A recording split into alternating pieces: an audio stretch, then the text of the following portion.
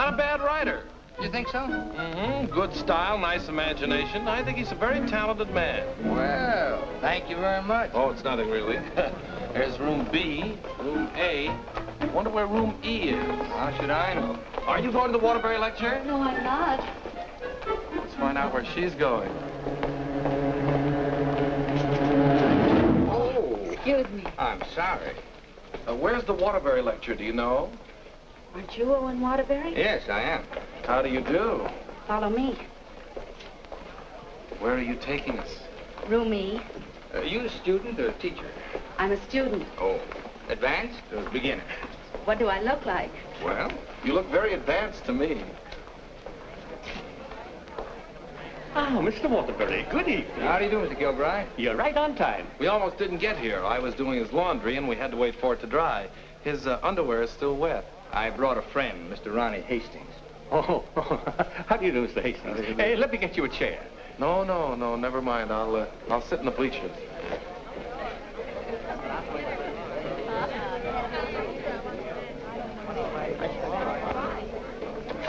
Hello. Hello. You going to be a writer, too? I hope to be someday. Well, this lecture should help you a great deal. He's a great writer, isn't he? Oh, yes. Of course, he gets most of his ideas from me. Excuse me. Yes? You're sitting in my seat. Oh, I'm terribly sorry. Good evening, Miss Gaylord. Hello, Mr. Scott. Anybody sitting here? Yes, Clarence Henderson. But he's out sick tonight. Well, then why did you make me move? Oh, Clarence and I don't speak. Oh, well... Attention, class. As I promised you, our guest speaker tonight will be none other than Owen Waterbury, author of the new bestseller, Last Year's Love. Mr. Waterbury. Oh, louder, louder. That's enough. I understand that most of you hold all sorts of jobs during the day, and yet you've been studying the technique of writing in the evening. Now you're ready to take your pen in hand and go out and conquer the world. You know, I'm hardly the person to tell you how to write because I don't follow any rules. Today, the writer is asked to keep one eye on the bestseller list, the other on art. That's divided loyalty, and that makes for dishonesty. I must confess, I've been guilty of this dishonesty, too. But now that I've made my position secure, I'm going to try to write a really good book. No more bestsellers, but something that I hope will be a piece of great writing. You know, good writing, fine writing, is here and here. The dictionary is filled with all the words you need, but unless the mind and the heart find those words for you, you better leave them in the dictionary. He's so brilliant. Shh, shh. Because a writer, fundamentally, must believe in himself. That's half the battle.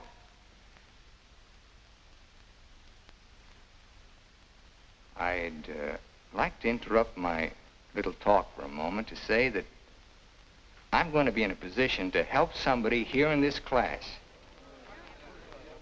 Beginning tomorrow, I'm going to need a secretary. I've already placed the request with the University Placement Bureau, and man or woman, whoever qualifies, will get the job. That's very nice of you, Mr. Waterbury. Well, it's not a big job, but the surroundings will be wholesome. And you'll be able to serve your apprenticeship under someone who's already established. Well, so much for that.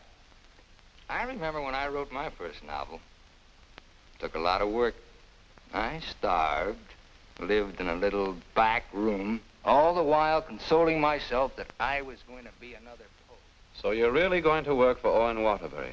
Well, I was offered the job by his personnel manager. I've heard a lot of weird stories about Owen Waterbury. Oh, you hear weird stories about any famous person. Why, last night his talk was actually inspiring. Steve, do you realize you've been here 5 years? Well, isn't that a little too long for anyone with my ambition? Where does Mr. Waterbury do his work? Well, his personnel manager said in his apartment. Apartment? Well, you can't expect a writer to work in an office, Mr. Harris. I want to write, and I think he can show me how. Who knows? After a year with him, I might even be autographing copies of my own book in one of your bookstores. By taking a course in Owen Waterbury. And getting paid for it at the same time. I'm going to miss you, Steve. Oh, no, you won't. After a week, you won't even know I've gone. Not true, but good luck anyway. Well, I could make a big speech, but I think you know how I feel about everything. You've been wonderful to me. I understand. Steve. Yes? Call me sometime, will you? We'd like to know how you're getting on. I'll call you tonight, after I get the job.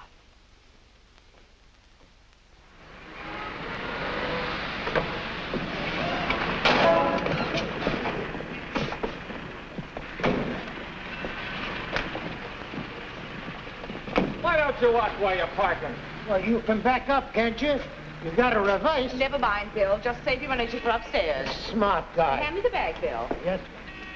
I'll take it upstairs for you, man. Anything drives a cab these days. Apartment 3E. Thank you. Now, just remember, Bill, if he says one word that's out of line, just one word, I want you to bop him right on the jaw. They might take my license away. Not for protecting a lady. Well, come on, in or out, in or out. You know, I hit pretty hard. The harder, the better. Is he a big guy? 6 feet of bluff. I'll cut him down. I didn't get this nose for nothing. Are you sure he can fight? He's a writer. Writer? Fighter? Now, remember, if he just so much as opens his mouth... Don't worry, I'll shut it up. I got a bigger mouth than he's got. I've come for my things. And what's the objection? Evidently, he has none. Follow me, Bill. Now then, I want you to take all the things out of that drawer and put them into that bag. Yes, ma'am. No, not the drawer, just the thing.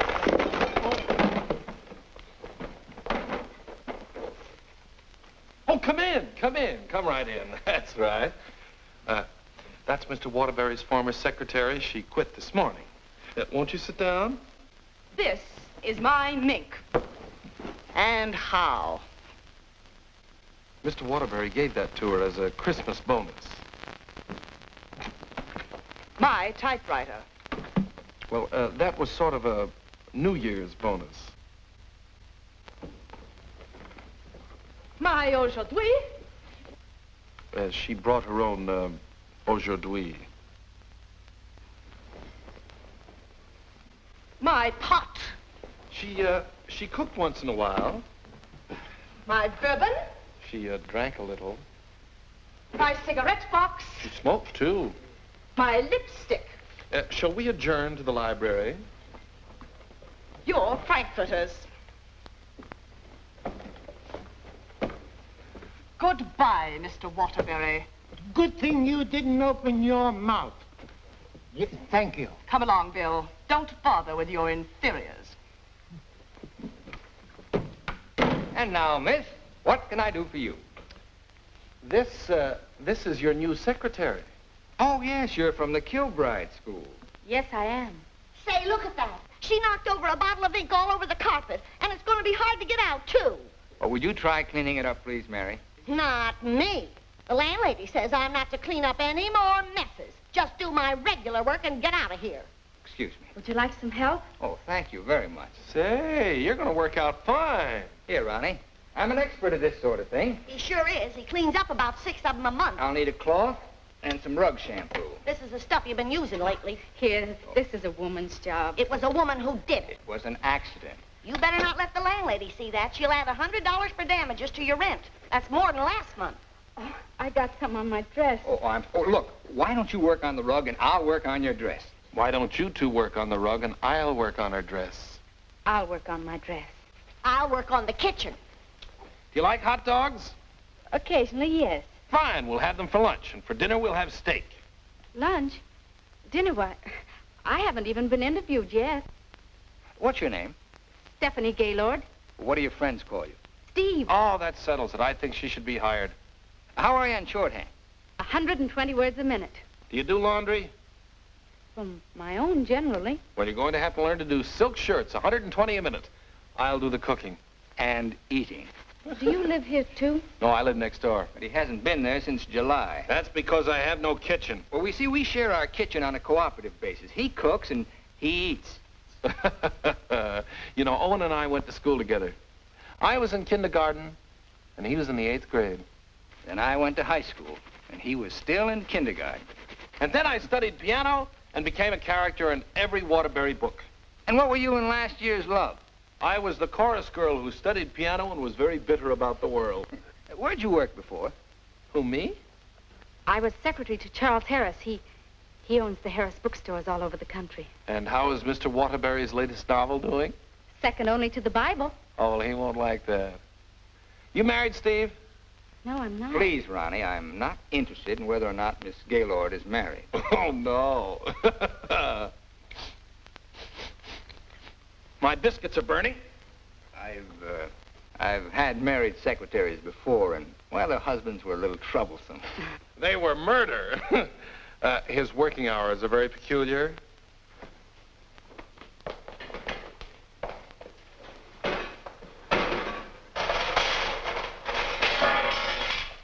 Well, I think we've done a good job. I had such a different impression of what this job would be like. Oh, today was an unusual day. But after this, there'll be no more distractions. I'll go. We're going to work in an atmosphere of dignity and culture. Oh, it's your bookmaker. Mary, that man's here again. I heard you.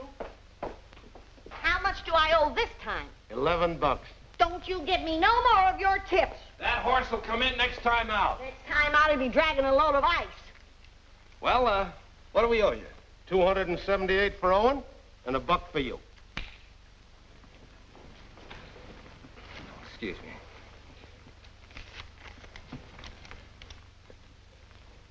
Here you are.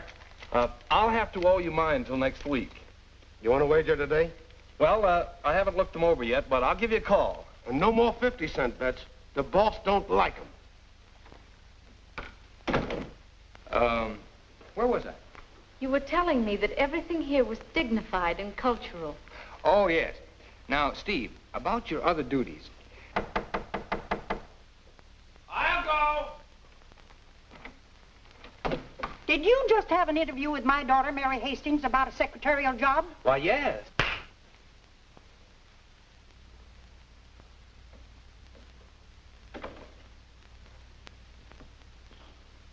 I have a message for you. Well, what's the message? Mr. Waterbury, I don't think I want this job. Well, why not? Well, when you spoke at class last evening, everything seemed so refreshing. And when I read your novels, they were filled with such quality and high purpose. And I'm afraid all that's spoiled now, so no harsh words, no hard feelings, just get somebody else. Well, if that's the way you feel, Miss Gaylord. Are you walking out on Owen Waterbury? Don't beg the girl to work for me, Ronnie. Just call the agency and get another girl. Now, you know you don't mean that. We both like this one. Are you going to let me out of here, or do I have to call the police? They're here already. I came for the rent. Mrs. Reeves, I just mailed you a check this morning.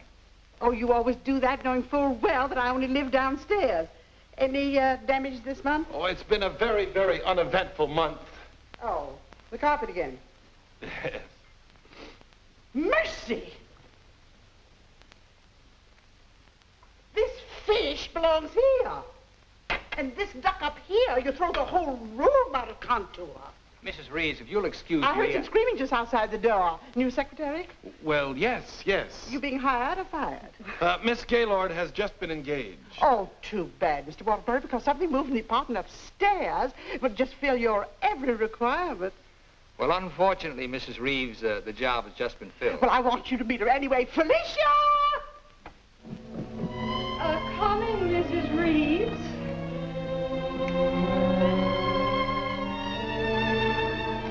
Felicia Adams. I want you to meet the famous Owen Waterbury. How do you do? Him.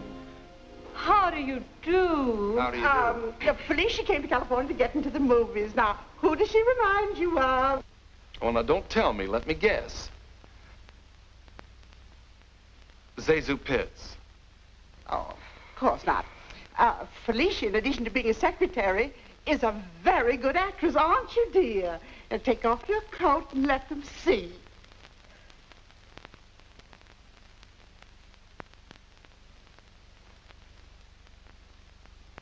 She's got a lot of talent there. I thought you'd think so. I was a model back in Texas, but I came out here for a career. Daddy's financing me. A friend of yours? No, my father. Perhaps Felicia could play the heroine in your next novel when it's made into a movie. She could do that. What's the heroine like? It's a girl from the South. Why, I'm from the South. How perfectly coincidental. She's trying to hook a rich man. She's insincere and a moron. Well, what's worrying you? Well, I'm not so worried about being insincere, but as for being a moron... Oh, now, don't worry about that. You could act like a moron, couldn't you, dear? I could try. Oh, I'm going to dramatic school. Maybe they can teach me to be a moron. If you studied hard enough, yes. It'd take a lot of work. Look, Mrs. Reeves, I haven't even started my novel yet, and it doesn't look as if I'm going to if I'm continually interrupted. Well, we'll leave and let you work. Oh, Ronnie, I'm having a party for 50 guests tonight, and I'm expecting you to entertain for us at 9. Is it informal, or shall I bathe? If you don't care to entertain at my parties, pay your rent. Well, I'm off to the horse show. You haven't got a chance.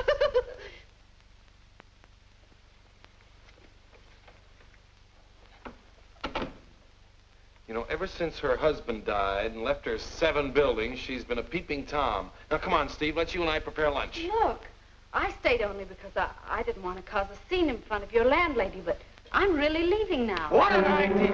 What an idea! Take this down. Come on, take it down. Get your pad. Well, where's your pad? Well, you've got to have a pad. You can't start a job like this without a pad. All right, I'll find a pad for you, but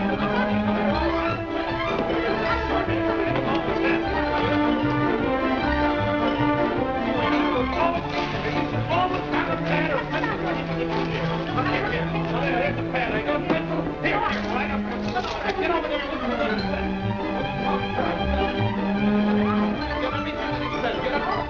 I need a pencil. Wait, I've got a pencil. Call this notes on my new novel. That's all for now. Tomorrow morning at 10 o'clock.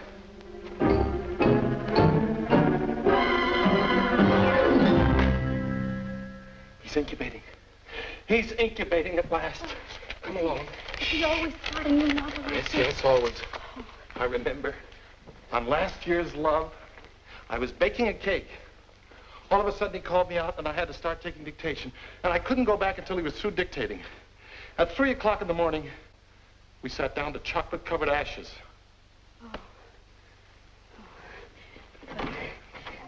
Well, I'll see you at 10 o'clock in the morning.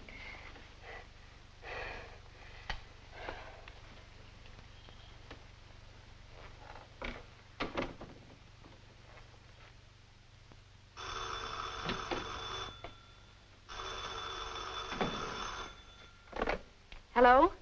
Hello, Steve. I couldn't wait for you to call me, so I'm calling you. How was the job? Well, I have to make an adjustment, you know. It's such an unusual kind of a job. I can imagine. He started his novel today. Oh, interesting story? Well, he didn't get very far into it, but I'm sure it's going to be wonderful. He seems so excited about it. Look, Steve, let's have dinner one night this week. Well, I'll call you the first night I have free.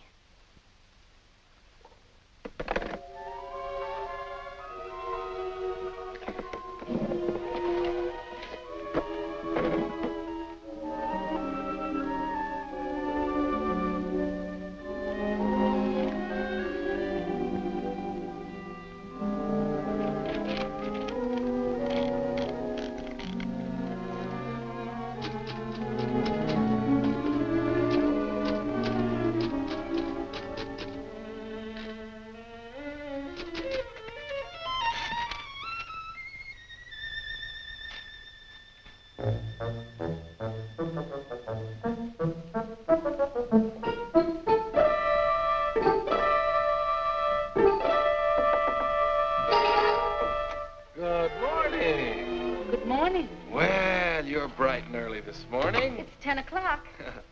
Say, did you ever think how you'd look in mink? Well, I see you've got your pad. Keep your pencil poised. The genius is still dressing.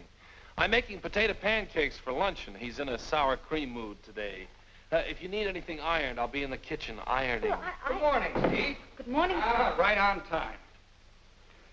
Let's see, where did I leave off yesterday? Notes on my new novel. Yeah.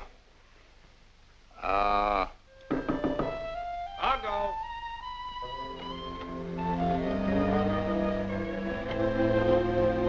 Hello. Hello. Hello. Hello. Hello. Hello. Hello. Now, where did I leave off? Notes on my new novel. Oh, yes. Make that notes on my new novel by Owen Waterbury. That's good.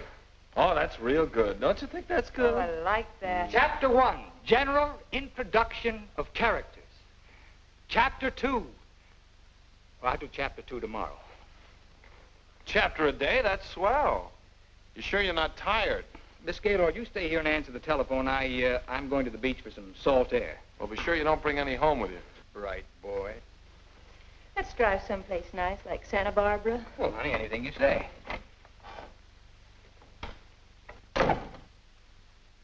Don't pay any attention to him. He's just trying to make you jealous. Jealous? Well, what makes you think I'm even interested in him? You know, for a secretary who's just been given the day off, you're awfully annoyed. Annoyed? Of course I'm annoyed. I just don't want to sit here doing nothing. I came here to work. I came here to do nothing, and now I'm working. Look, if you get paid for idleness, grab it, you fool. There goes another one.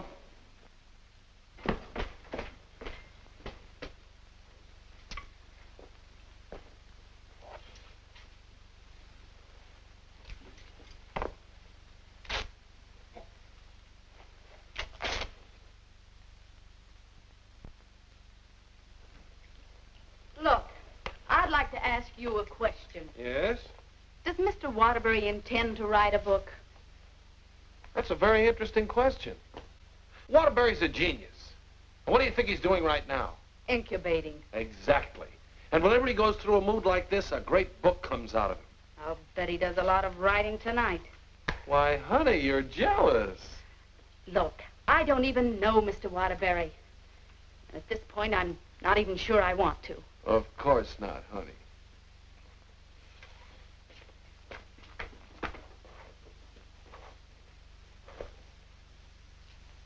Say, can you tell me what I'm doing wrong? Everything. Here, let me have it.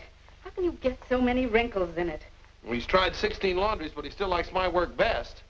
These are good shirts. We're good shirts. You know, I just thought of something. What? I must be going out of my mind. Why? Well, I went to night school for a whole year to learn to be a writer. And here I am doing a guy's laundry. Oh! It's not done yet.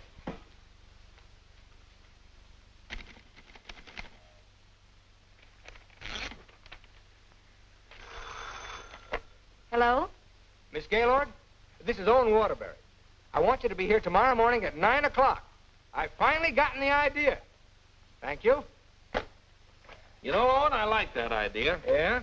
I don't think there's a horse in there that can beat him. Never.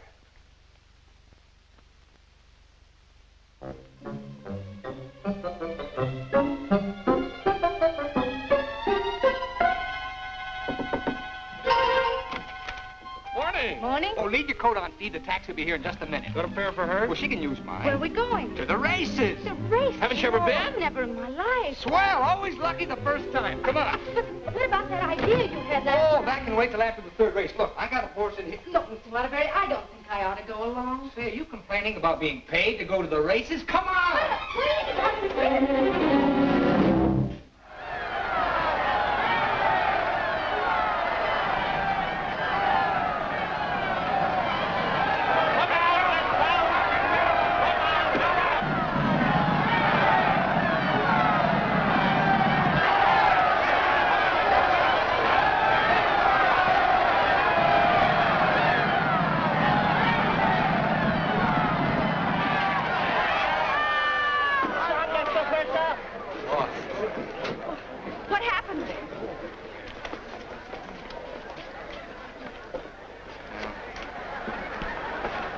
take those guys' tips. Well, so far this job has cost me $83.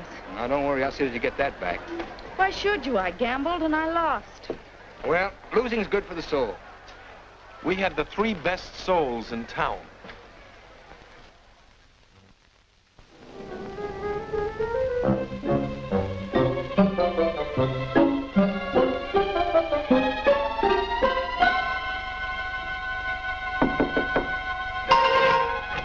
Good morning. Morning. Well, leave your coat on, Steve. The plane leaves in 35 minutes. Plane? Where are you going? Las Vegas and get back your $83. Las Vegas? I can't go to Las Vegas with you. Well, are you objecting to being paid while working? Paid? I don't think I can afford to work for you much longer, Mr. Waterbury. Oh, Steve, it only takes an hour and a half to fly. And to catch the evening plane back, you're home in time for dinner. With tons of money. No, I won't go. I just won't go. No, please. Please put me down.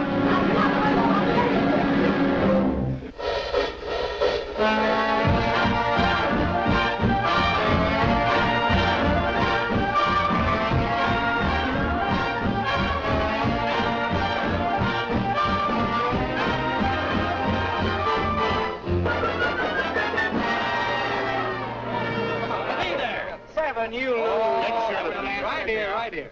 Oh, sorry, shooter. No dollar bets here. Where do you think you're going? Los Angeles? Hit the road. Come hit the road. on, baby. Here we go. Come on. For the easy way. Oh, What is your point? Hard way. For the hard way. Hard way, 4. Hard way, 4. Baby, here it comes. There she is. 4. 7, you lose. 7, you lose. Standing on my right again, huh? When are we leaving, Mr. Waterbury? Leaving, I'm stuck 3,000. But you said we'd catch the midnight plane. There'll be another plane at 2, darling. Next shooter, please. Grab him. Next shooter. Come on, let's go. I thought working for a writer was going to be so uplifting. Correct. You lose. Perhaps you lose. See what you did? But I didn't do anything. She didn't mean it. What are you grinning about? I'm betting on craps. Everything was going to be so intellectual. Perhaps again. Go ahead, lady. Are you doing that on purpose? What did I do? You're doing all right, honey. What's her point? Her point is craps. Can't you make anything but craps? I was going to meet only literary people. Craps, Snake. You're my dream. Never saw that before. Don't make any more craps, understand? I'll tell him when he comes in. Keep your mind on the dice. Put this all on 7. She's gonna make this time for once.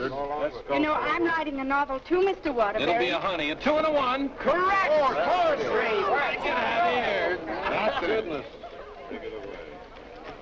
What's wrong? Keep your mind on the dice when you roll them. How dare you speak to me like that?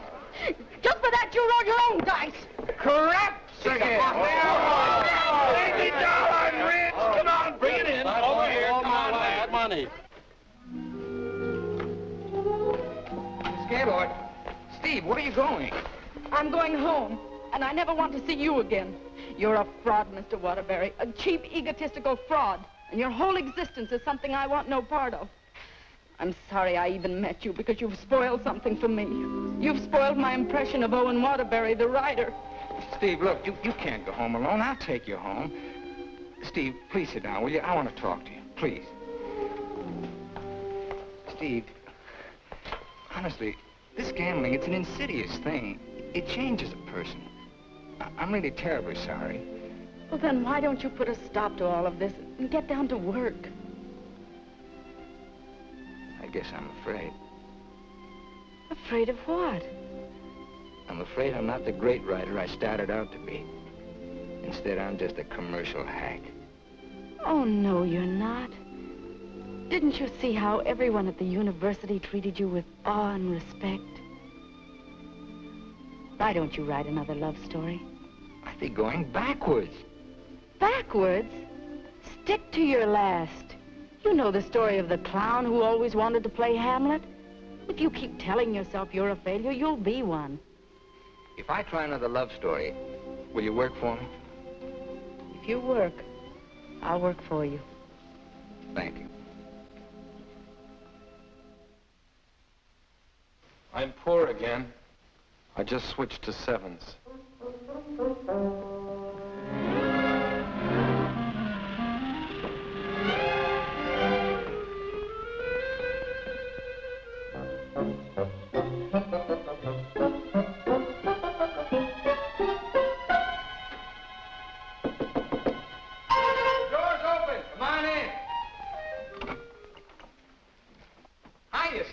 No, keep your coat on. I'll tell you why. The taxi's going to be here in just 1 minute.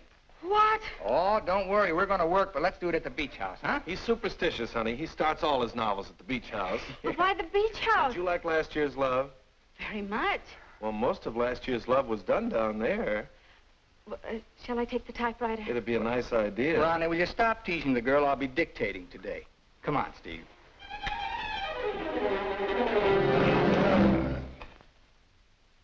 I'll dictate this in outline form, and then I'll polish it up later. Yes, Mr. Waterbury. This is the story of a successful novelist who began to die, morally and spiritually, until a girl came into his life. And then the whole world seemed changed. He'd seen her one night while delivering a lecture to a short story class. There were so many faces looming up in front of him, but he saw only one, hers. Wistful, delicate, exquisitely beautiful. Without her knowledge, he arranged to make her his secretary because in that fleeting moment, in that single instant, he knew he was desperately in love with her. One day, he asked her to go to his beach house and work there because he wanted very much to tell her the way he felt, but he lacked the courage. Mr. Waterbury, Miss Gaylord, when I'm working, I don't like to be disturbed. Sorry. Where was I? He wanted very much to tell her how he felt, but he lacked the courage. Oh, yes. Now here she was, seated before him, tender and fragile as a poem. He had looked around a corner, and there she was. Oh. What's the matter? Oh, I broke my pencil. Here you are. Let's continue. He was tempted to take her up in his arms and sweep her to the summit, but he didn't dare. He knew very little about her, yet there was nothing else he needed to know. As he strode up and down the room dictating, he looked toward a polka dot necktie. What's the matter with you? Nothing. Oh. Where was I? Polka dot necktie. Oh, polka dot necktie. He was impressed by the loveliness of her hair, her soft blue eyes, her delicate mouth. A breathing, living thing that made him exalted and inspired. He wanted to take her in his arms and smother her with kisses and drown himself in the beauty of her soul, but he was a coward. How do you like it? It has possibilities. Suddenly he threw caution to the winds. Leaned over and kissed her. She melted in his arms and offered no resistance. Wordlessly, they held one another in silent embrace. Oh! You've got the wrong girl, Mr. Waterbury. I'm really leaving you this time, and don't you ever try and get in touch with me again. I don't even want my salary check. You can save it for the next victim. And if I ever see one of your books again, I'll burn it!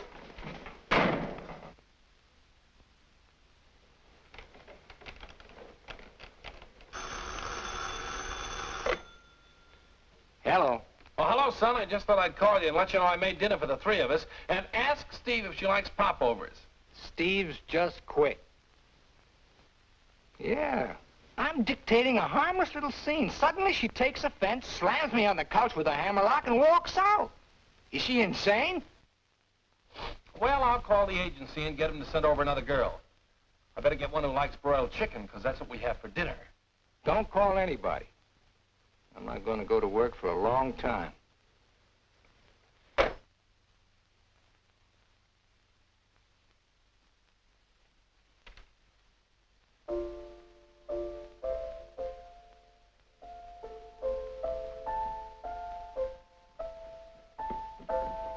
Come on, will you get out of here so I can wash these keys? I'm composing. Composing? I haven't heard a good song out of you yet. That's it. Give me that again. Thank you very much. What are you calling that thing? I got a cold in my nose. Come on, sing it. Oh, Mr. Ronnie, Oh, don't be silly. I just want to hear the quality. Sniff, sniff, here's a handkerchief. Ka-choo, ka-choo, gesundheit to you. Let yourself go and blow. Oh, let yourself go and blow. Sad, ain't it?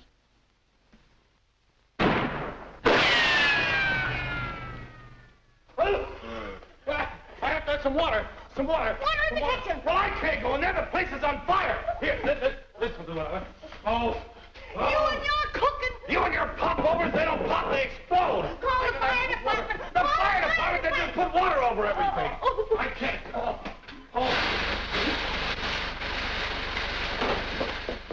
I'm going to tell the landlady on you. Oh, I'm going to tell the landlady on you. No. Well, I'm not going to clean up this mess. All right, just for that, you won't get a piece of pie. What's in that garbage can? Pie? 30 misses out of 31 tries.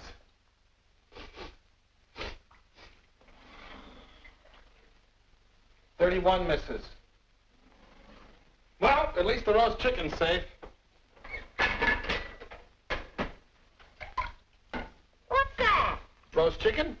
How can you pour roast chicken? Well, I had to roast it in the pressure cooker. It melted a little.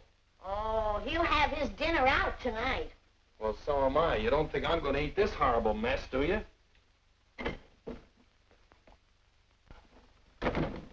Hi, Owen. Hi. He has a nice roast chicken for you, Mr. Waterbury. Give him a glassful. Mr. Waterbury, I think it's my duty as your servant to tell you what just happened in the kitchen. Oh, now, Mary, why don't you go home? Mr. Ronnie set fire to the kitchen. I don't care if he sets fire to the whole apartment. You see, Tattletale? A lot of good it did you. I'm going to tell the landlady on you, and you too. Well, what happened down at the beach house? Will you stop asking me silly questions? I told you on the phone. She quit, that's all. Well, she had some nerve. Well, I don't need her. There's a lot of other secretaries. Of course there are. Just as capable, efficient, and just as cute. Sure. We never did find out how good she could type. Well, I'll call the agency and get another secretary. No. I got a better idea. What you gonna do? I'm gonna pack. Where you going? New York, change of environment. I'll work better there. Gonna get rid of the apartment? Yep. Well, what's gonna happen to me? What should happen to you? That's a very unfair question. Boy, I'm not gonna let a little thing like a secretary throw me off balance. Never in a million years.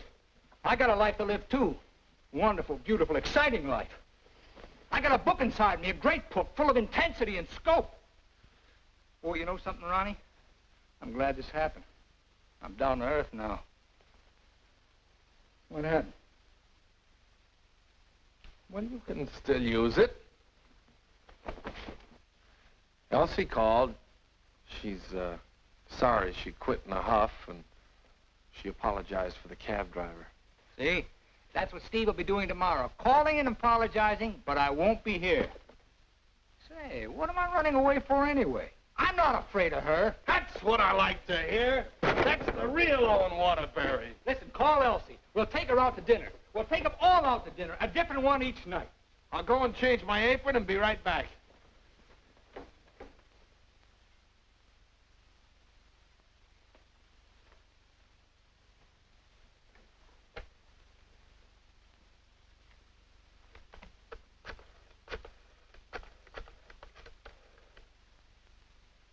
Bryan Detective Agency?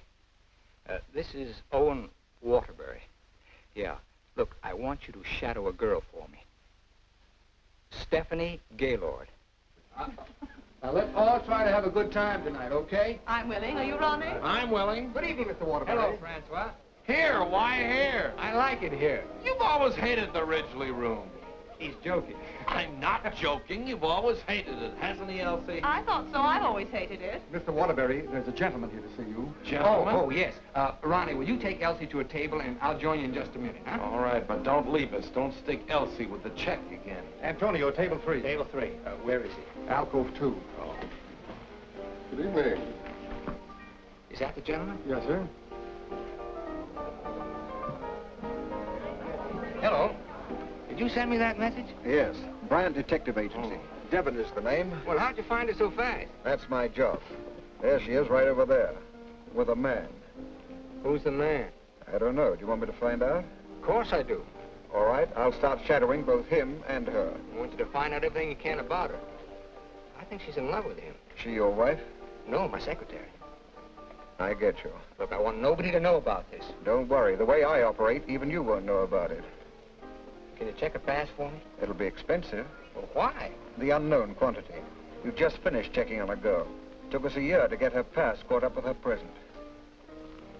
Do a good job. I will. Take care of my check.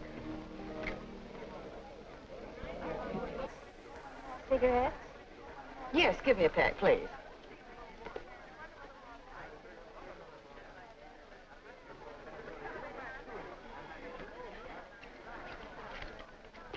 Thank you.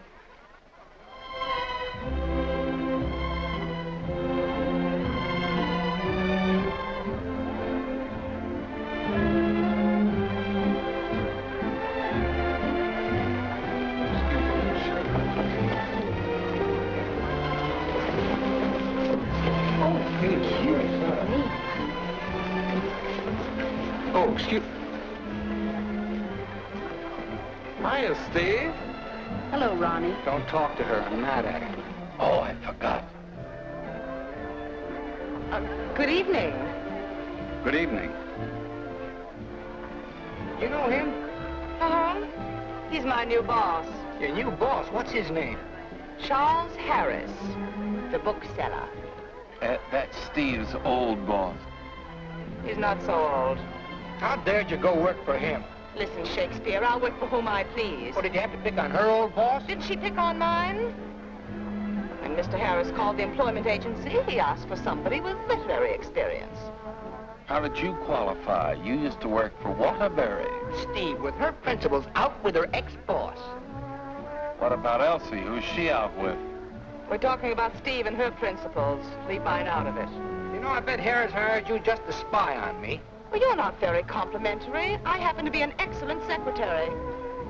When did you learn to type, dear? Has he been questioning you about me? Only the normal questions about my experience. You didn't talk, did you? Ronnie, will you stop looking at everything as one big, long laugh? Oh, I've got a laugh for you, lover boy. What? They're going to be married. They're what? They're going to be married. Where are you going? I'm going to talk to her. Your order, please. A broiled chicken. Yours? Well, I'll have a glass full, too. Hello. Good evening. Mr. Harris, Mr. Waterbury. Well, congratulations. I just heard the good news. What good news? How about you marrying Stephanie? May I dance with the bride? That's entirely up to her, isn't it? May I? Thank you. Not at all. So she decided to get married to the wrong guy. Are we going to dance, or are you going to dictate a novel? Oh, now why should a nice, intelligent girl like you marry a man she doesn't even love? For your information, I'm not marrying anyone. Oh, well, now I respect you. You respect all girls who decide not to get married. Going back to work for him? Is this a quiz, or are we going to dance? Well, it could be both. Say, how would you like your old job back? Better terms? Not interested. I'll throw in a bonus. Marriage. Mr. Waterbury, you talk about marriage as though it was something cheap and vulgar. Who else but Owen Waterbury would invite you out for the evening and dance with another girl? I would. Say, why don't you pay him back and dance with Mr. Harris? I wouldn't think of dancing with my boss. This is me you're talking to, remember? Well, I mean, not until I'd worked for him. For a few days. Well, that's a nice sentiment. Steve, you're in my arms at last. I'm holding you at last. We're dancing. You may be dancing, but I'm holding you. Oh, like the tide, you go out, but you also come in. Owen Waterbury, you're the most maddening man I've ever met. Listen to me, Steve, I love you. Everything I dictated at the beach house I meant, but it was too much of a coward to say it out. I love you, Steve. Marry me. Take a chance. This is me, the author with beautiful words, but I'm stopped. All I can say is, I love you. Marry me. Your chicken, madame. And your chicken in the glass, sir.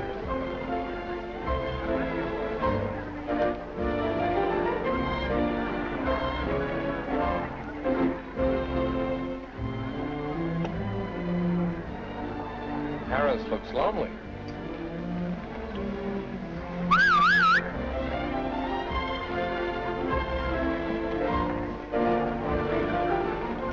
Oh, Mr. Harris, this is Ronnie Hastings. How do you do? Won't you sit down and have a glass of broiled chicken? Thank you. I think I will.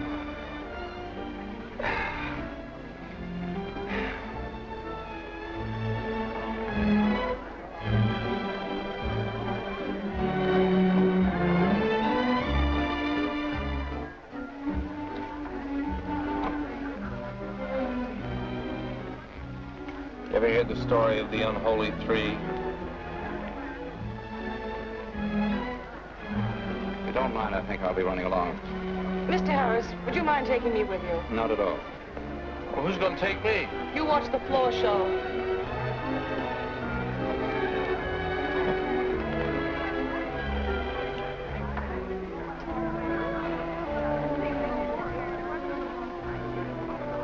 Want to dance? I love it.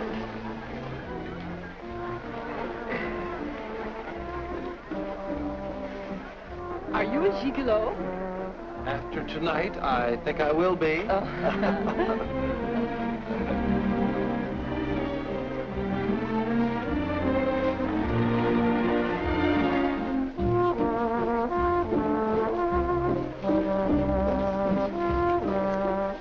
Isn't life strange? When one gets up in the morning, one never knows what one will be doing in the evening, does one? Oh, dear.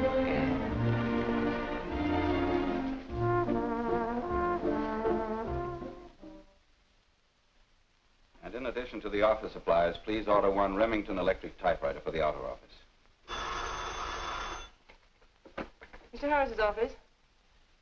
Just a moment, please. Hello? Yes. What? When? Thank you. Goodbye.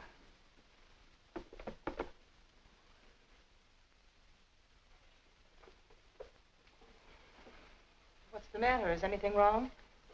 Owen Waterbury just married Steve. He didn't. Oh, yes, he did. I never thought she'd marry him. I never thought he'd get married. Well, here we are, honey. Welcome to Honeymoon Manor.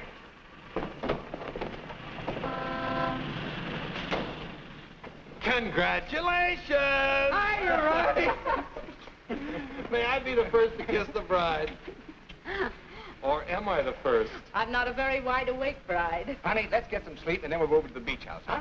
How long you been driving? 24 hours. Las Vegas and back. Oh. Hey, whose bags are these? Oh, those are Felicia's. As soon as I told her the news, she decided to move out. It's a good idea.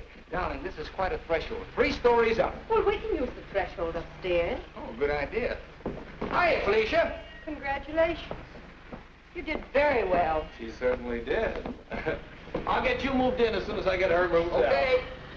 out. Why don't you try the building next door, dear? Driver, old lady's home. Whoop. Hello, Mary. Oh, I'm so happy for both of you. Well, thank you, Mary. Very sweet of you. Yes, darling. Hello, darling. Hello, dear. Votre bagage, madame et monsieur? I made a wedding breakfast. Spaghetti and meatballs. Look, Ronnie, well, I know you're trying to be helpful, but, well, this is our honeymoon, and, well, we'd like to be alone. Oh, sure, sure. Say, Steve, be nice to him, will you? He's my only means of support.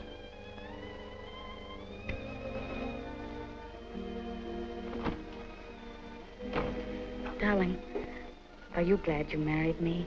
Oh, what a question to ask me now. Well, it was on the spur of the moment, and you do change your mind so. Darling, I'll never change my mind about you. You're the first nice thing in my life. Could you tell me where is apartment 3E? Who are you looking for? Isn't that the business of the people in apartment 3E? It's the next apartment down the hall, sir.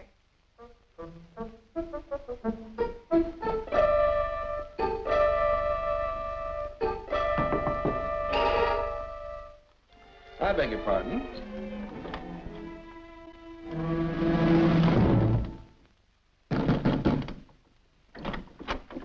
Yes, and what can I do for you? I have a message for Mr. Waterbury. Well, I'm afraid Mr. Waterbury can't be disturbed just now. He's a little busy. My name is Devaney. Will you tell him the woman he's interested in got married?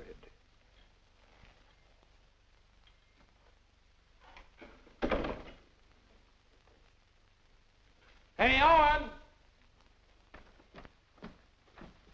You got a minute? Ronnie, what is it now? There's a fellow was outside, said his name was Debney. He had a message for you. I don't know any Devneys. He said the party you were interested in got married. Well, congratulations. So did I.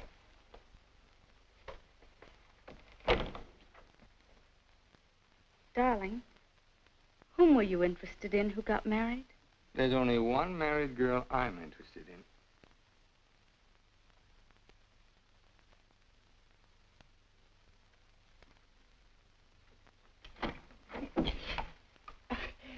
You tell Mr. Waterbury I want to see him right away, and I mean immediately. Owen! Horrible Hannah's here. We call you that affectionately, dear. Now what is it? Oh, excuse me. I didn't know your secretary was working late. They're married. Married? Well, as his wife, she might as well be in on this. Just what can I do for you, Mrs. Reeves? I've come for the rent. But I paid you the rent on the first, Mrs. Reeves. I've had to make a new rule, Mr. Waterbury. I don't take bad checks. When'd you make that rule? Since you moved in. Darling, do you happen to have $485 in the bank? I think so. Well, could you write me out a check till I get this thing straightened out? I can't understand how my account got so low. That's $6,000 for the crap game?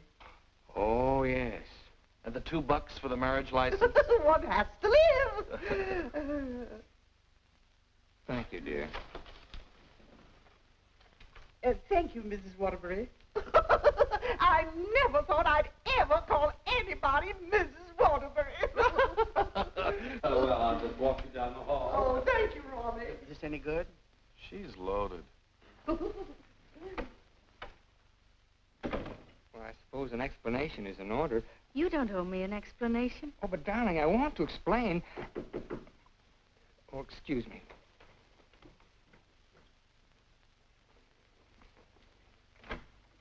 Hello, Owen. Oh, hello, Dick. Congratulations. We just heard. Well, thank you, Bertie.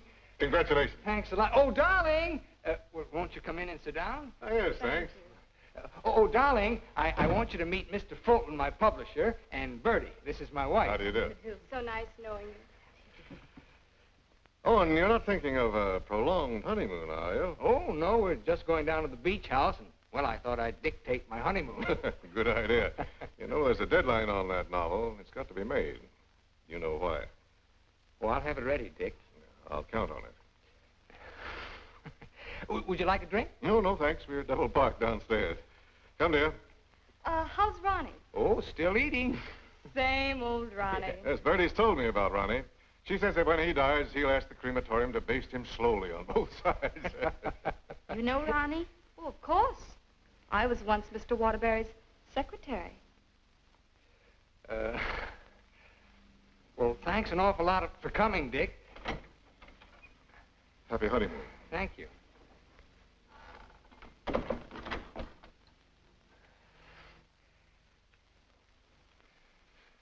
Darling, why did Mr. Fulton look at you so accusingly? Well, I owe him $20,000. I drew it as advance royalty against my next novel. And that mink coat Mrs. Fulton had on? Is that one you gave her? Oh, Bertie meant nothing to me. I'd written a bestseller, and I was throwing money around like water. Well, you can always take it back and give it to Mr. Fulton as part payment. Oh, darling, I'll get you 100 mink coats. Darling, I don't think I can afford 100 mink coats. After all, paying your rent will keep me broke. Honey, did you marry me for my money? No, but I'm beginning to think you married me for mine.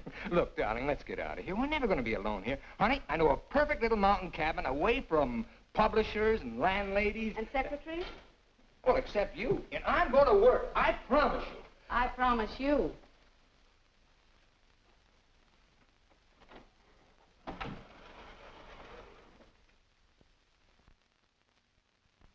How long did you work on this book, Owen? 4 months. I'm rather proud of this one, Dick. Where's Mrs. Waterbury? Oh, Steve's down at the village getting groceries. She wants to prepare you one of her special dinners. Well, I'm afraid I can't stay for dinner. I have to catch that next train back. Dick, let's drop the suspense. How'd you like the book? I'm going to let you have it right between the eyes, Owen. You don't like it? I hate it.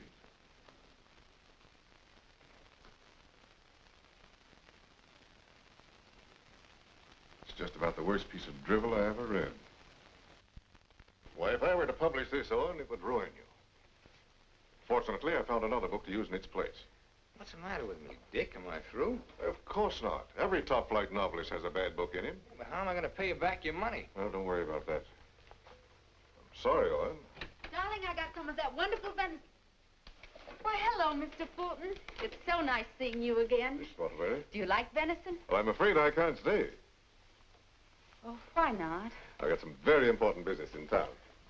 Well, I'm very sorry. I was going to fix you one of my special dishes. Oh, I'm sorry. Well, some other time. Goodbye, Mrs. Waterbury. Goodbye, Mr. Fulton. Goodbye, Owen. Goodbye, Dick. He doesn't like it. No? Do you think he's right? He's always been right. Until he married Bertie. Oh, what's that got to do with it? Well, maybe he's changed. Ever think of that?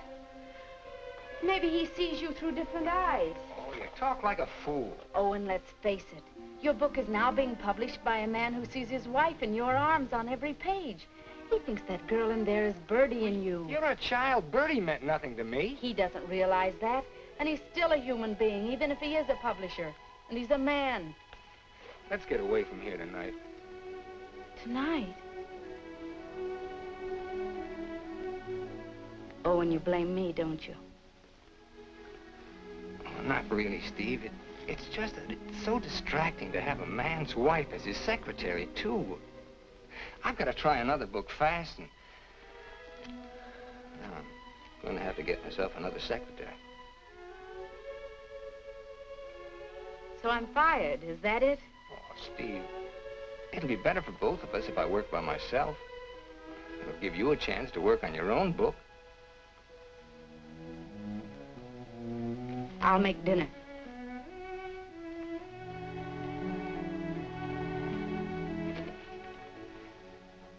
Owen, I finished my book. Oh, you did? Well, I'd like to read it. It's been on your dressing room table for 2 weeks. Oh. Well, I'll read it on the train. Don't bother. Oh, you're hurt. No, I'm not. You call and get tickets for the train and send Ronnie a wire to get you a new secretary.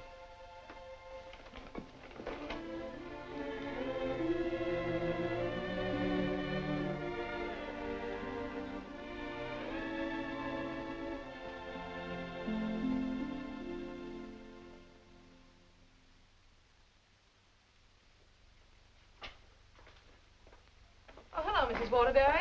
Hello, Elsie. Mr. Harris told me you phoned in from the station. Did you have a nice honeymoon? Very nice, thank you. It must be lovely up at the cabin this time of the year. Yes, it is. A Waterbury original? His last. Steve. Hello, Charles. Sit down, won't you? Thank you. Oh, you're looking fine, fine. Well, 4 months of the outdoor life. None the worse for it. Charles, I want you to do me a favor. This is Owen's latest book. Fulton doesn't like it. I want you to read it and let me know what you think about it. I'll try to be as objective as possible. You will be, I know. And I have another manuscript for you. Mine. You finished it? Yes, it was a long uphill pull. Oh, I've changed the title so many times, but I finally decided to call it Dawn's Yearning. What does Owen think of it? Owen hasn't read it yet. Oh? He hasn't had time. He's been busy writing. He couldn't concentrate on it. I'll be glad to read both of them. Thank you, Charles. Goodbye, Steve. Goodbye, Charles.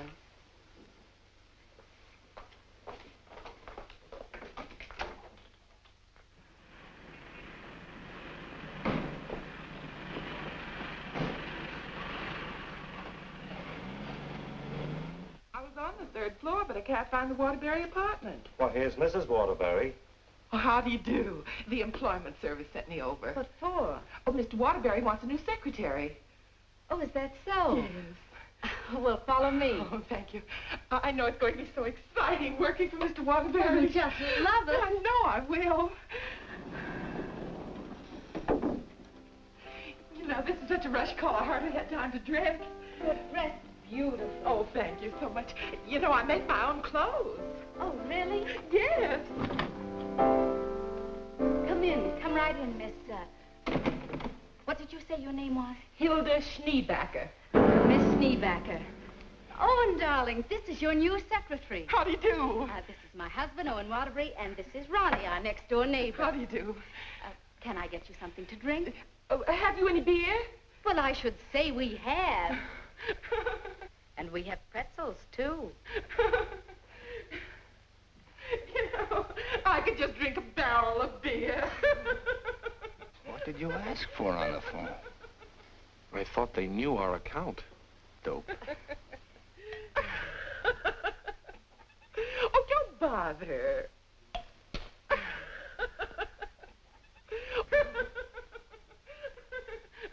Why don't you bring your beer over here where we can be more comfortable?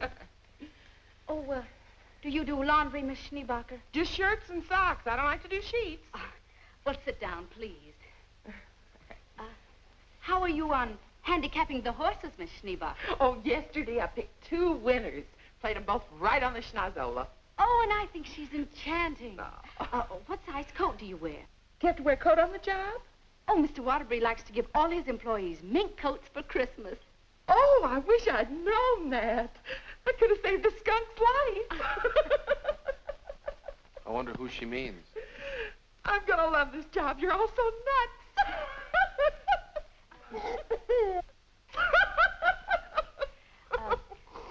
Do you object working late hours, Miss Schneebacher? Not at all. A room with a girlfriend. I haven't seen her since New Year's.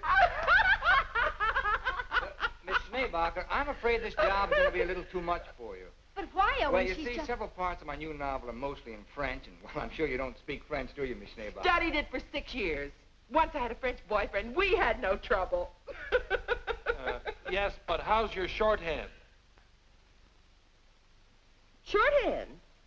I don't take shorthand. You don't take shorthand? Well, no. The agency said this was strictly a typing job. Oh, no. This is mostly a shorthand job. But I could learn it. I'm afraid not. Well, guess that lets me out. Leave the glass, please. Oh.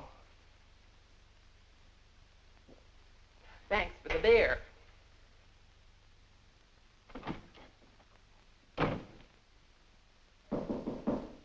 That must be the next one. The next one?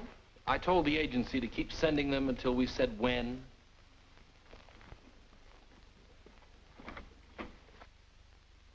How do you do? Is this apartment 3E? Yes, it is. Does a Mr. Owen Waterbury live here? Yes, he does.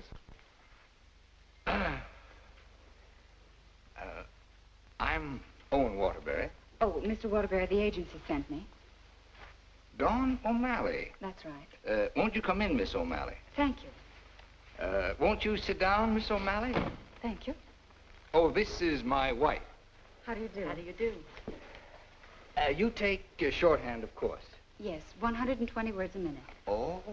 Do you speak French, Miss O'Malley? Mon mère, elle était française. Et mon père aussi. Vous avez raison, elle est pas pour le travail. Dites-moi, Mademoiselle O'Malley. Are you married by any chance? Yes, I am. But the divorce comes final next week. I see. When would you like me to begin? You have begun. Oh, thank you. Steve, shall we prepare lunch and leave them alone? I think they'd like to get to work. All right.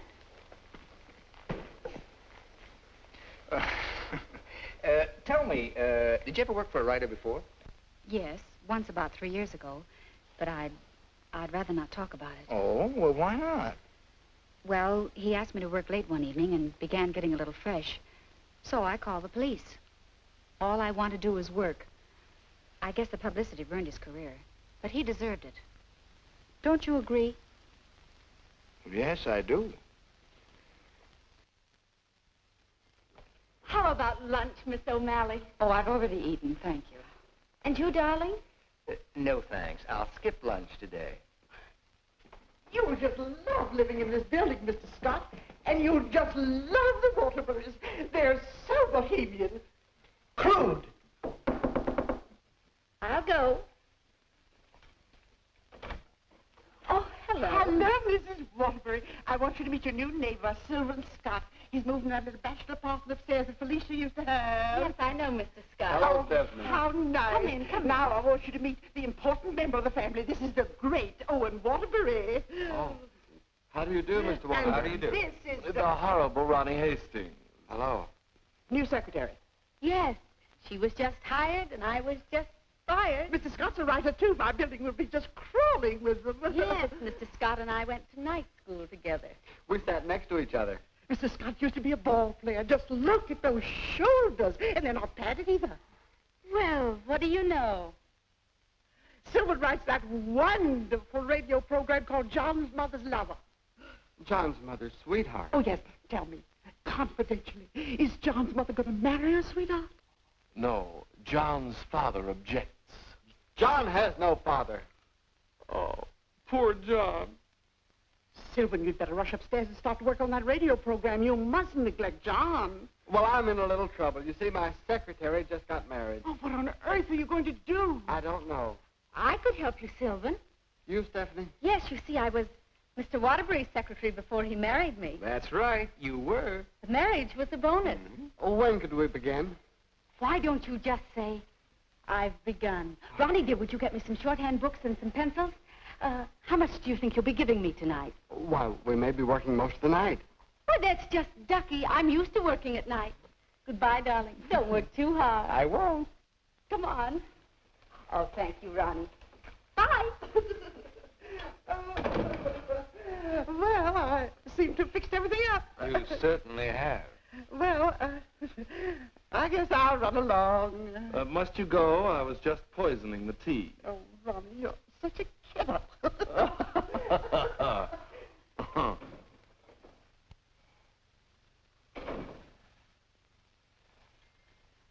You know,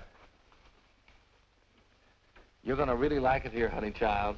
Watch your hands. I don't tolerate familiarity from anybody, and I mean anybody. I once ruined a man's career, and don't you forget it. Miss O'Malley, you may have the day off. Why don't you make it a year? But I haven't even begun yet. Oh, that's all right. You get paid just the same. Oh, well, all right. What time tomorrow? Oh, any old time. Suit yourself. But I don't understand. Well, how about noon? All right. Thank you.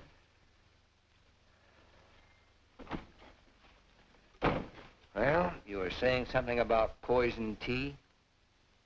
I mixed it. I get firsties. Now, where was I? Sound of footsteps. 3 people. Thank you. Sound of footsteps. 3 people. Door bang. Door crash. Door slam. 2 shots. 3 screams. Siren. How does it sound? Swell. It's bedlam. John, I'm in love with your mother. And tomorrow, I expect to be your father. John's going to be a father, and I'm the first to know. Now I don't have to listen tomorrow. But, Father, I'm older than you are. John's older than his father?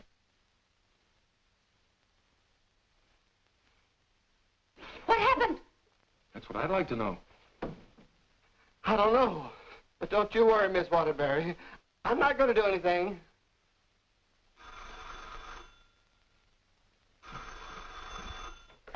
Hello. Hey, they just turned out the lights. Who's calling? This is Charles Harris speaking. I'm sorry to be calling at such a late hour, but I must talk to her. They just turned out the lights. Will you keep quiet? This is her husband.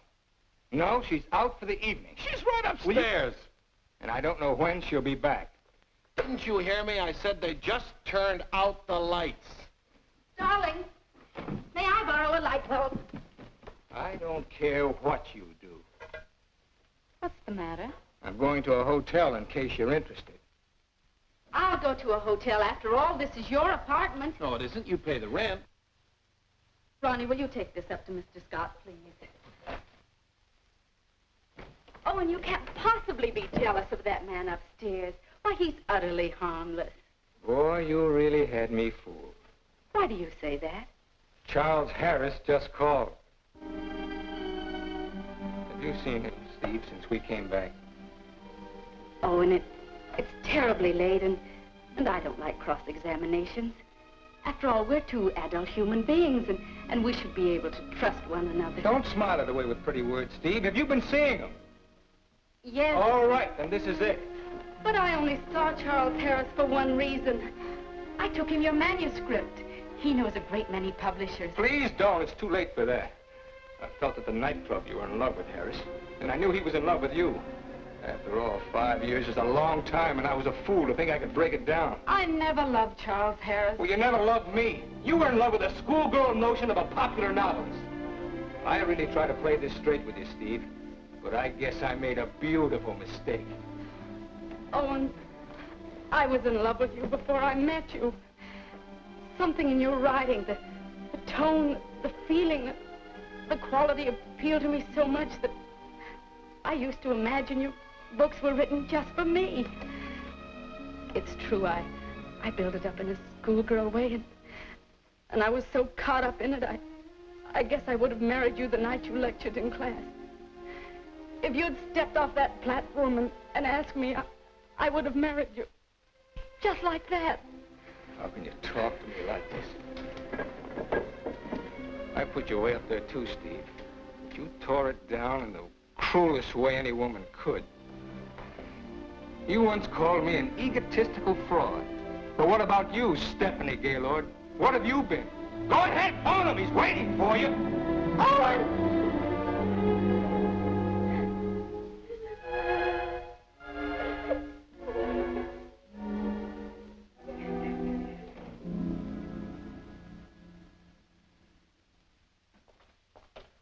Good morning, Mrs. Waterbury. Good morning, Elsie. I have an appointment. Yes, I know. Mr. Harris has a surprise for you. Won't you come right in? Steve. Good morning, Charles. Stephanie Gaylord, this is Mr. McNally, Mr. Hudson, Mr. Burke of the Literary Times. How do you do? How do you do? How do you do? So you are Stephanie Gaylord. Sit down, Steve. This is a big morning in your life, Steve.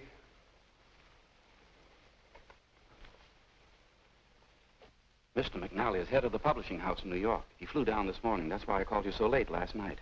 We've read your book, Miss Gaylord. How long have you worked on it? About 5 years. I'm recommending it for the McNally Winslow Award for first novel by an unknown.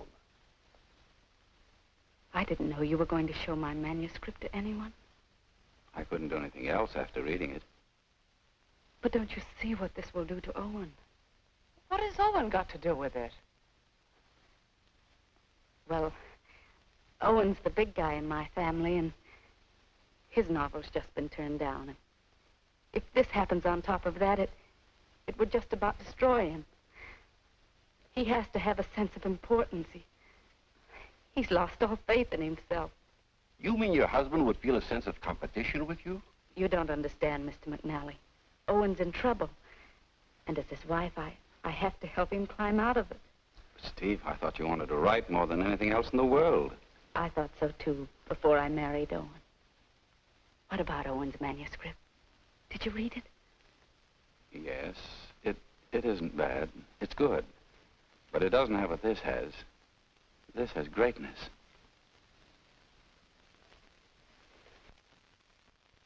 Thank you very much, gentlemen. Steve, please sit down. I want to talk to you.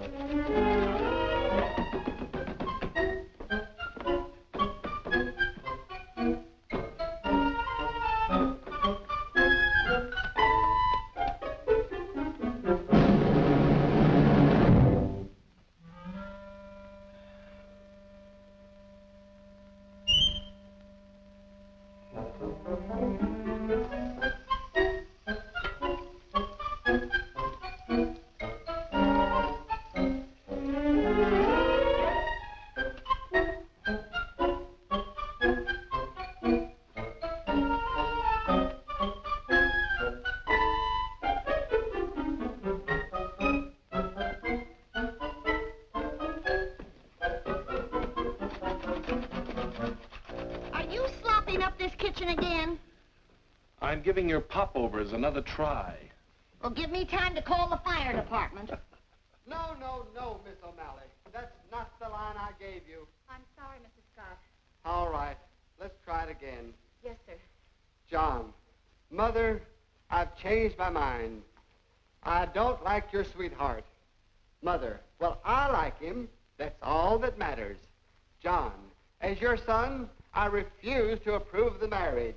Mother, you're not marrying him. I am. How does that sound? Stinks. Amen. Mr. Hastings, I must say you're distracting. You know, you shouldn't be using Mr. Waterbury's apartment or Mr. Waterbury's secretary. Well, Mrs. Waterbury isn't here, and I've got to get the program out. Why don't you work in your apartment? She won't work upstairs. Well, then why don't you work without her? I can't. I'm a dictator. Dear, why won't you work upstairs? I don't work in men's bedrooms. It's not a bedroom. It's a bachelor apartment. My husband was a hotel manager. One room is a bedroom. Two or more is an apartment. Sylvan, she's got you there. Oh, come on, let's work. Hello, Mr. Waterbury. Yes, what can I do for you? Remember me? I'm Devaney of the Brand Detective Agency. Oh. What's this? A bill for $845.62. For what? For shadowing and delving into the past of one Stephanie Gaylord. But I married her. We've shadowed married women before.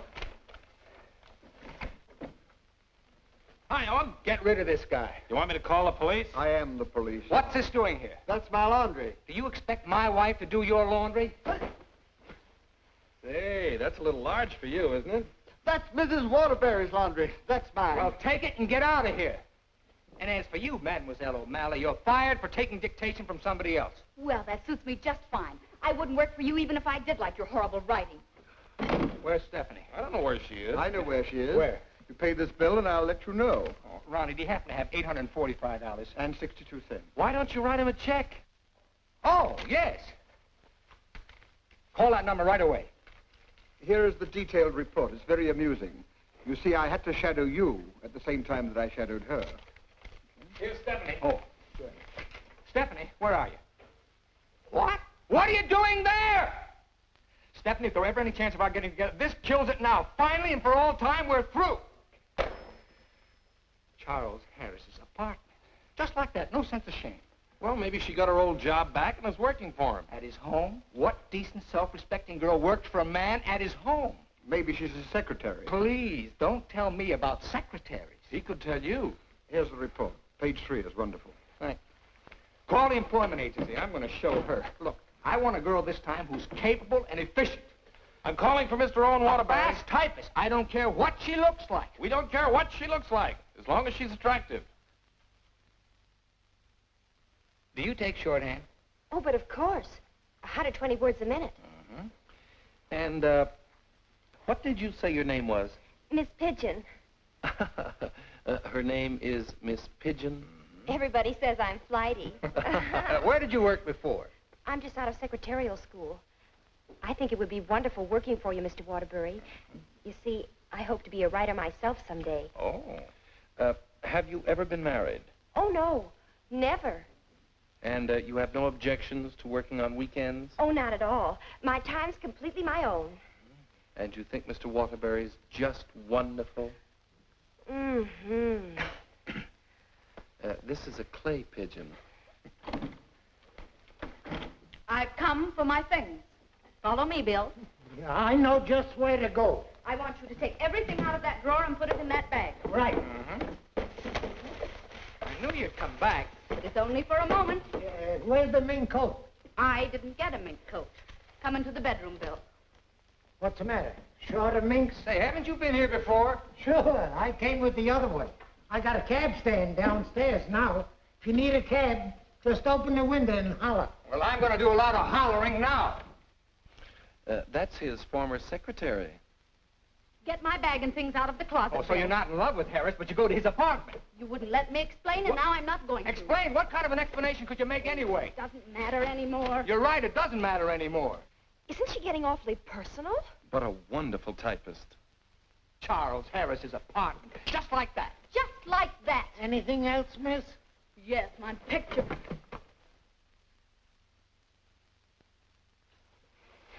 If I were a man, If you were a man, I'd ask you to step outside. Go ahead, hit me. I dare you. Did he slap her? I should say not. She slapped him. I've known all along why you've resented me. It was because I liked your novel and I told you so. You think you've wasted your time. That's your tragedy. My only tragedy is you. I'm going far, far away from here, and I'm going to write a book about you. I'm going to call it The Heel and His Victim. That's a very horrible title. It'll do.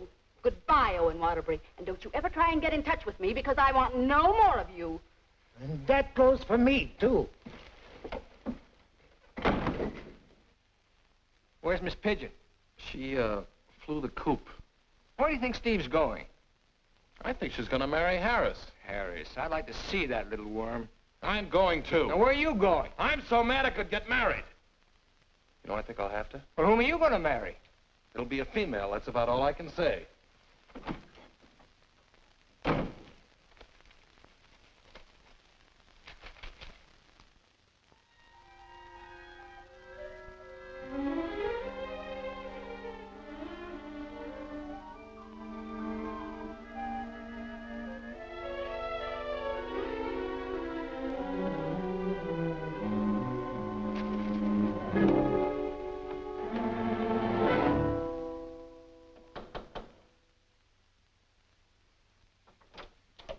I'd like to see Mr. Harris. Your name? Owen Waterbury.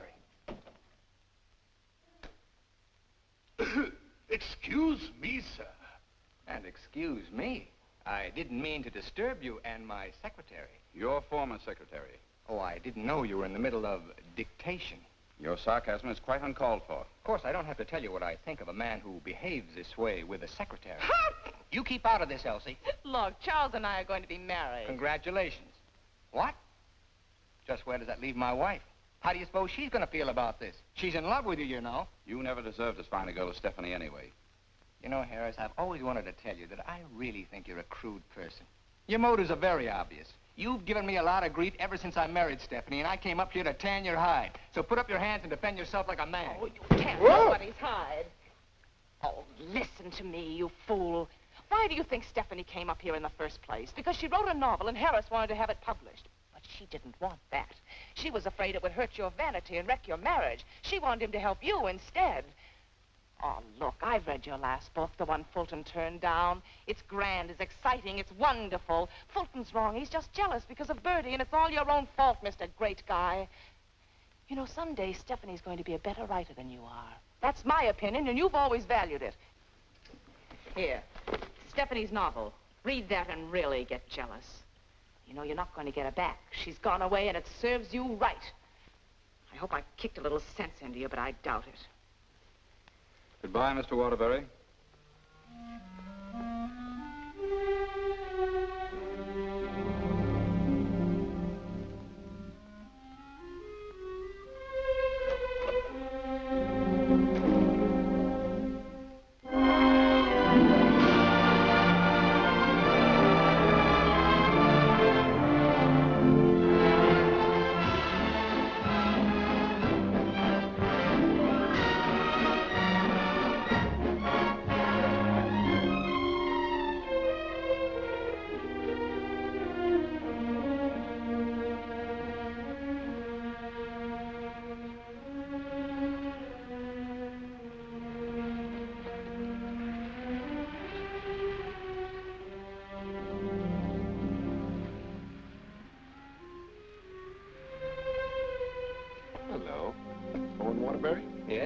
got to serve you with these papers.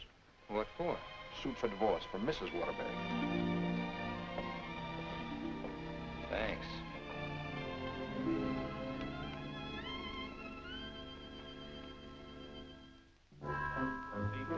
First marble to your left, I'll bring it out the elevator. Thank you. Oh, mine's 3. What's yours, please? 4C. Isn't that Sylvan Scott's apartment? Oh, is it? I didn't know who lived there, but I'm his new secretary. I see.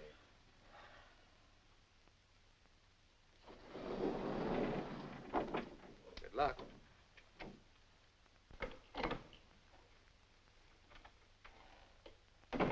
Hello, Mr. Waterbury. Hello, Mary.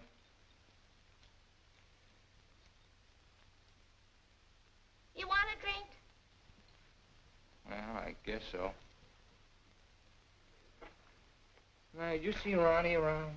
Well, I haven't seen Mr. Ronnie in about 3 days. But I heard Telly got married. Married? Gee, that's funny. He didn't even invite me to the wedding ceremony. Me neither. Ronnie gets married. I'm getting a divorce. Did you know that, Mary?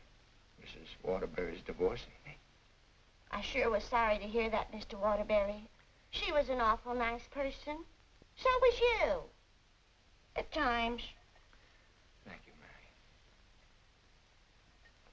Mary. Well, I see Scott's hiring a new male secretary. Oh, Mr. Scott doesn't live in this building anymore. He moved out yesterday. Oh. Well, who moved in up there? Mrs. Waterbury. Steve?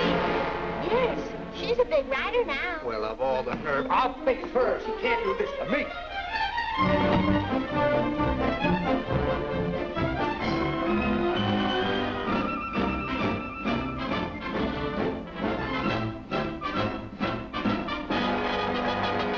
Come in.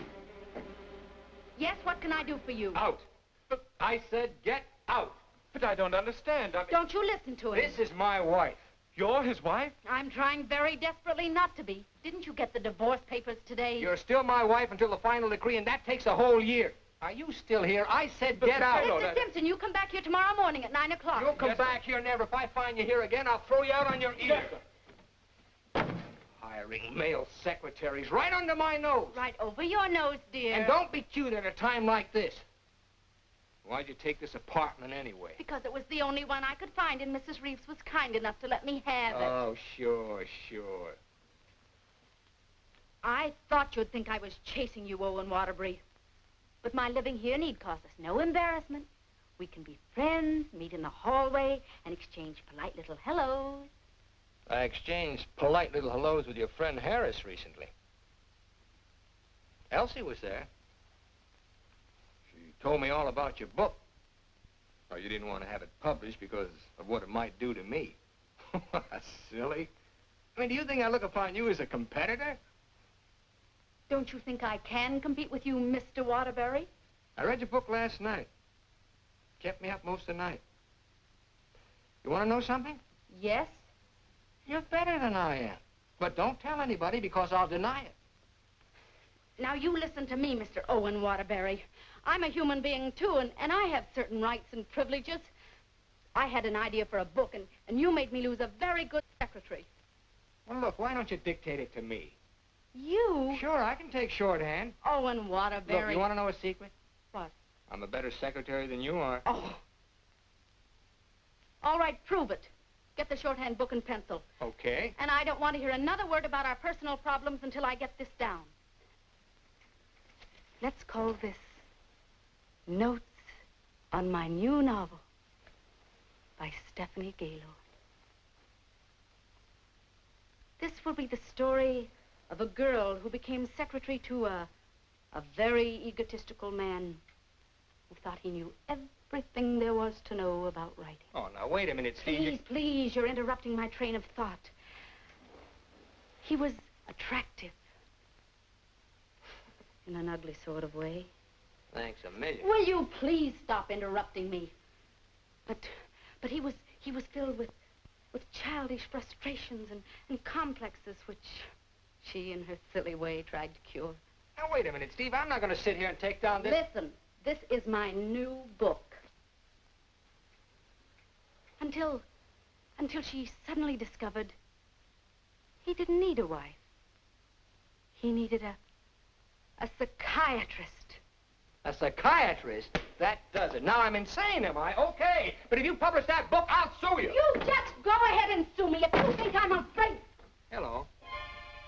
You know, this book sounds very interesting, but there's one thing I've got to know. Did she love him? Well, of course she loved him. She loved him deeply, devotedly, desperately. Then why didn't you say so? I've come for the rent. Ronnie is your new landlord. Oh, no, that vase belongs up there. And this belongs here.